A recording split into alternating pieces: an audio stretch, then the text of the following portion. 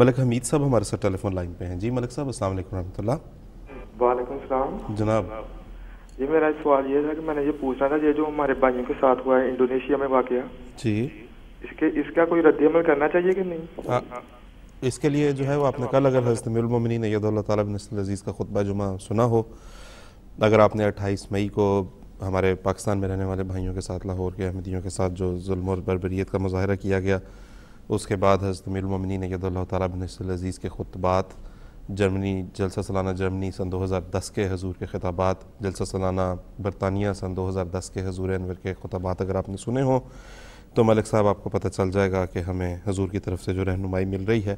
वो किस किस्म के रद्द अमल की है। हजूर हमें दुआ की तलकीन करते हैं, सब्र की तलकीन करते हैं और हमें हजूर बारहा इस चीज़ की याद दहानी भी कराते हैं कि चूँकि रसूलुल्लाह सल्लल्लाहु अलैहि वसल्लम ने नाजी फ़िरके की जो पहचान बताई थी वो ये, उनमें से एक ये थी कि वो मेरे यानी रसूलुल्लाह सल्लल्लाहु अलैहि वसल्लम और आपके असहाब रिज़वानुल्लाह अलैहिम अजमईन के नक्शे कदम पर चलने वाले होंगे। तो ये जुल्म और बर्बरियत का मुज़ाहरा जो किया जाता है अगरचे बहुत अफसोसनाक होता है, लेकिन हज़रत अमीरुल मोमिनीन अय्यदहुल्लाह ताला बिन अज़ीज़ की रहनुमाई हमारे सामने है और हम जानते हैं कि ये जमात अहमदिया की सदाकत के एक सबूत के तौर पे सामने आती है। अताउल मुजीब साहब, आप कुछ कहना चाहेंगे इस बारे में? ये आपने बुनियादी वजाहत कर दी है। बात यह है कि जो रद्द अमल का लफ्ज़ बोला जाता है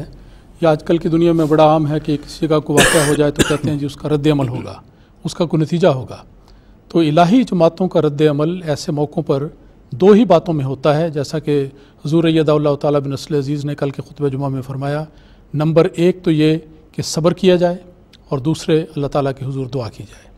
हज़रत मसीह मऊद अलैहिस्सलाम का एक शेर है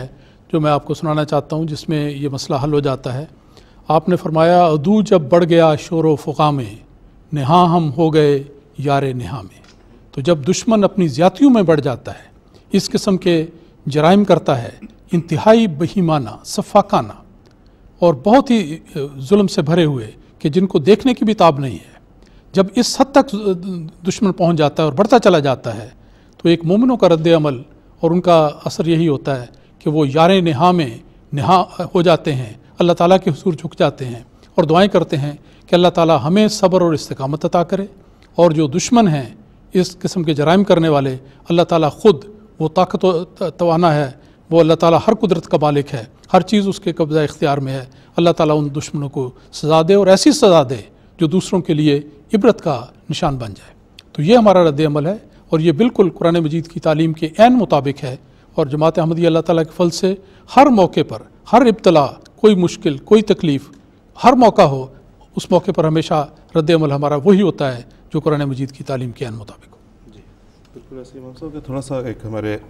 अभी भी बात हुई, लेकिन ये कि कुछ थोड़ा सा अगर हम रिकैप कर सकें इख्तिसार के साथ जमात की तारीख़ में जब ऐसे वाक़यात पेश आए हैं, मतलब ज़्यादा ज़ोर जब नज़र आता है, मतलब हमसे इस्लाम के ज़माने से इस जुल्म और बर्बरियत का आगाज़ हो चुका था। बिल्कुल, मसीह मऊद अलैहिस्सलाम के ज़माने में मुखालफतें हुई, छोटे मोटे वाक़यात भी हुए, बड़े बड़ी साजिशें भी हुई, आप पर मुकदमात बनाए गए, एकदम कत्ल की कोशिशें की गई और बहुत सारे हुए। हमेशा आपका तरीक़ दुश्मन के ख़िलाफ़ उसी तरह के हरबे इख्तियार करना या दुनिया के तरीक़ के मुताबिक कोई एहतजाज करना वो नहीं था, बल्कि अल्लाह ताला के हुज़ूर आपने दुआएं की और उस खुदा की रहमत को जोश दिलाया जो अल्लाह ताला मुजरिमों को पकड़ने वाला है। तो जमात की तारीख़ में नज़र डालें तो 1934 में जमात के ख़िलाफ़ बहुत बड़ी हिंदुस्तान में एक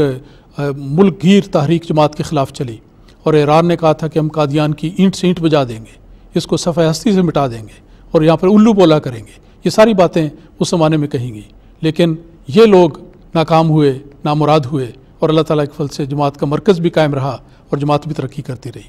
फिर 1947 के बहुत ही मुश्किल हालात के बाद जब अभी जमात पाकिस्तान में कायम हो रही थी, यानी अपने कदमों पर खड़ी हो रही थी, 1953 में अगेन फिर दोबारा मुल्कगीर जमात के ख़िलाफ़ एहतजाज किया गया और ये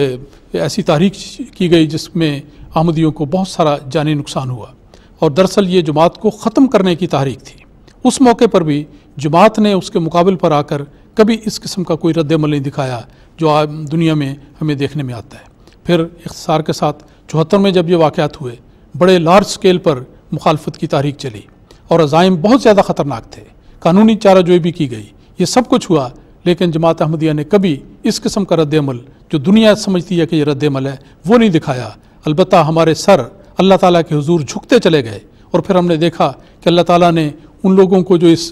सारे कानून के पीछे थे, कैसे अल्लाह ताला ने उनकी गिरफ्त की। फिर 84 के सन में देख लें, उस ज़माने में भी उसी आइन को आगे बढ़ाकर हमारे लिए इस्लाम का ऐलान मना कर दिया गया, उस ऐलान की सज़ा मुकर्रर कर दी गई और ऐसे ऐसे सख्त कवानीन नाफिज किए गए जिसकी मिसाल सारी दुनिया की कानूनी तारीख़ में नज़र नहीं आती। लेकिन फिर दुआओं के नतीजे में अल्लाह ताला ने जमात पर फजल किया और वो कुछ हुआ, देखें कि इस कानून को बनाने वाले दुनिया की नज़रों से गायब हो गए। तो जमात अहमदिया पर जब भी मुखालफत होती है और मुखालिफिन इस मैदान में तेज़ होते हैं, तो हमारा तजर्बा ये बताता है कि जमात अहमदिया